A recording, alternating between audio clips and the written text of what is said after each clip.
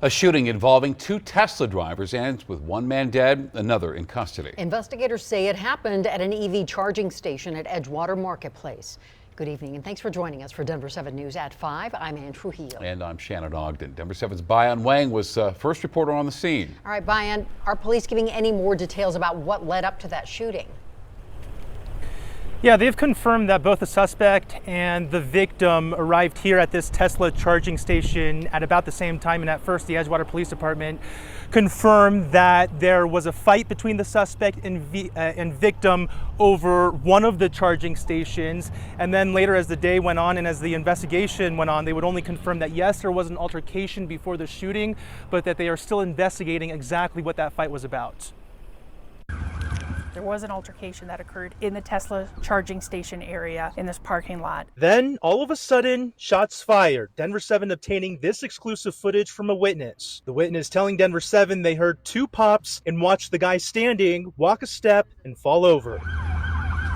Moments later, more witness footage shows first responders arriving on scene, evaluating the victim's injuries. The man was pronounced dead shortly after. Authorities say the suspect is 38 years old. The individual involved in the shooting that actually fired the shot called in to 911 and said that he was involved, and so he's been detained by Edgewater Police and is currently being interviewed. A source telling Denver 7 that the suspect told 911 dispatch that he used mace on the man before opening fire. Left at the scene, this canister of mace, authorities pointed out to us, and a black handgun. Authorities have not confirmed who that handgun belongs to at this time, as they continue to investigate how an argument at this Tesla charging station turned deadly. And unfortunately, that's what happened this morning.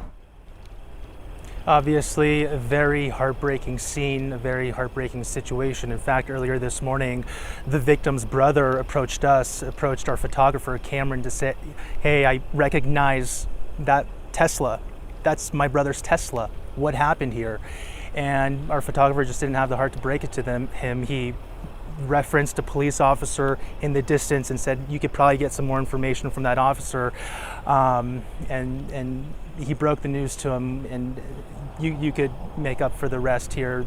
The rest of the family started to show up on the scene, and it was just very tragic. Out of respect for that family, we're choosing not to show any of that footage. In the meantime, you may still see a lot of the Teslas here on scene. Within the last hour or so, we've been seeing a lot of those individuals who witnessed what happened come back, get their belongings from their Teslas, and then leaving again. An officer on the scene confirming with me that they are trying to get a warrant right now to obtain any surveillance footage that any of these Teslas may have recorded.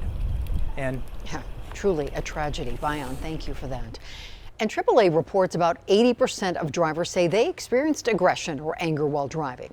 But police are reminding drivers to be courteous and follow driving laws. And taking a look at data from Denver police, between March 31st and April 14th, 5 road rage incidents involving guns happened in District 1.